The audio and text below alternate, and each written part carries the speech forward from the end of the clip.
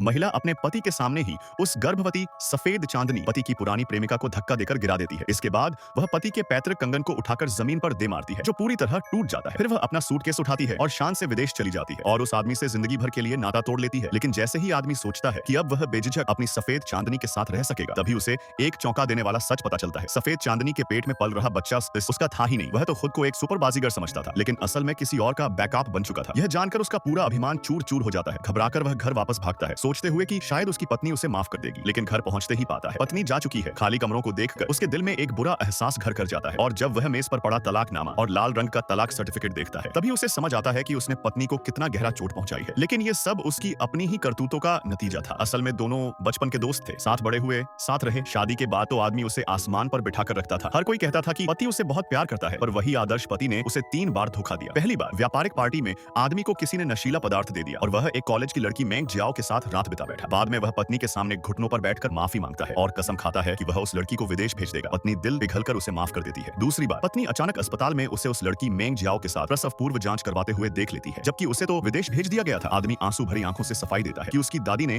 उस बच्चे को रखना चाहा, इसलिए वह साथ आया है। वह फिर वादा करता है कि बच्चे के जन्म के बाद वह दोनों को भेज देगा। पत्नी उसकी बात मानकर फिर एक बार उसे माफ कर देती है। तीसरी बार आदमी अपनी पत्नी की मां की आखिरी निशानी उसी लड़की मेंग जियाओ को दे देता है और पत्नी को समझाता है कि वह तो प्रेग्नेंट है, उसकी हालत समझो। यही वह दिन था जब पति का झुकाव पूरा का पूरा उस लड़की की तरफ चला जाता है। इसके बाद एक दिन मेंग जियाओ जानबूझकर गिर जाती है। आदमी भागकर उसे उठा लेता है। इस दौरान वह अपनी पत्नी को जोर से धक्का मार देता है, जिससे उसके सिर से खून निकलने लगता है। लेकिन आदमी एक बार भी उसकी तरफ नहीं देखता। तब पत्नी को पूरी तरह समझ आ जाता है, धोखा या तो कभी नहीं होता या बार बार होता है। वह सब छोड़ देने का फैसला कर लेती है। वह तलाक के कागज ले जाकर मेंग जियाओ को दिखाती है और पति को हस्ताक्षर करने का तरीका निकाल लेती है। मेंग जियाओ उसे समझा रही होती है, गलतफहमी मत पालिए, मैंने कभी आपके रिश्ते को तोड़ने की कोशिश नहीं की। वह यहाँ तक कहती है कि आपके पति ने तो मुझे 5 करोड़ भी दिए थे दूर जाने के लिए, पर आप फिर भी बच्चे पर शक करती रही। जब वह हम तीनों का परिवार कहती है, तब पत्नी खुद पर ही हंस पड़ती है और वहां से चली जाती है। घर पहुंचकर वह देखती है कि नौकर ढेर सारे बच्चे के सामान उठा रहे हैं। पति उसे देखकर भी अजीब तरह से मुस्कुराता है और कहता है, मैंने सोचा वह से मेंग जियाओ यहाँ रह लेगी ताकि गर्भवती होने में आसानी हो। बच्चा होने के बाद मैं उसे भेज दूंगा। फिर वह पत्नी को बताता है कि उसने उसके लिए एक खास तोहफा भी तैयार किया है। पति उसे देखने की कोशिश करता है, लेकिन पत्नी तुरंत उसे छुपा लेती है क्योंकि उसमें तलाकनामा रखा था। पत्नी की ठंडक देखकर पति चिढ़कर कहता है, तुम मुझसे बातें छुपाने लगी हो। पत्नी जवाब देती है, जब तुमने मुझे बताए बिना किसी और को गर्भवती कराया था, तब भी तो तुम्हारे राज थे। मेंग जियाओ रोते हुए बीच में आ जाती है और सारी गलती खुद पर ले लेती है। अगर मैं प्रेग्नेंट न होती तो आप दोनों में कभी झगड़ा नहीं होता। पति फिर उसी को दिलासा देने लगता है। फिर मुड़कर पत्नी से कहता है, मैंने बातें इसलिए छुपाई क्योंकि मुझे डर था तुम मुझे छोड़ दोगी। आखिर में पत्नी तलाकनामा खोलकर देखती है, पति ने वहां पहले ही साइन कर दिए थे। वह राहत की सांस लेती है। 30 दिन की कूलिंग पीरियड पूरी होते ही वह इस आदमी की जिंदगी से हमेशा के लिए चली। नेक्स्ट पार्ट के लिए चैनल को सब्सक्राइब करें और कमेंट करें।